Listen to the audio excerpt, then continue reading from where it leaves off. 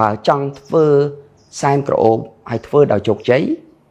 គួរតែធ្វើក្រោមទម្រង់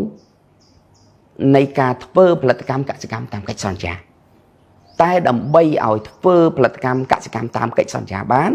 វាទាមទារឲ្យមានសហគមន៍កសិកម្មទំនើបសហគមន៍កសិកម្មទំនើបគឺយើងផ្ដល់ជាជំរើសដល់កសិករឲ្យតែគាត់មានគ្នាក្នុងទំហំធំល្មមស្ម័គ្រចិត្តធ្វើការរួមគ្នា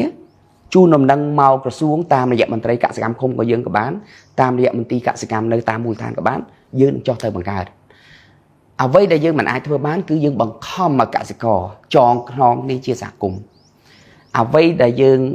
បើកជាជំរើសជូនកសិករថាឲ្យតែគាត់ស្ម័គ្រចិត្តព្រមទៅការរួមគ្នា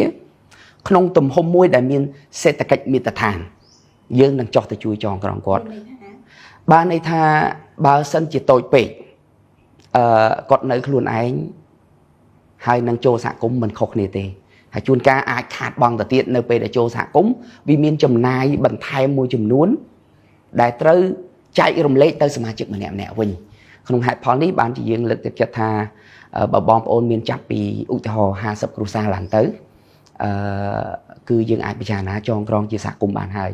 ពេលដែលគាត់មានសហគមន៍ហើយសូមបញ្ជាក់ថាសហគមន៍នេះគឺជាសហគមន៍កសិកម្មទំនើបហេតុអ្វីពីព្រោះសហគមន៍កសិកម្មទំនើបមានភាពច្បាស់លាស់ជាងសហគមន៍ទូទៅដែលអនុញ្ញាតឲ្យយើងធ្វើ contract farming បានហើយមានតែការធានាដោយកិច្ចសន្យាទេទៅកសិករយើងដឹងមុនច្បាស់ថាពេលដែលគាត់ប្រមូលផលគាត់បាន1300ឬក៏1350ក្នុង1គីឡូបាទ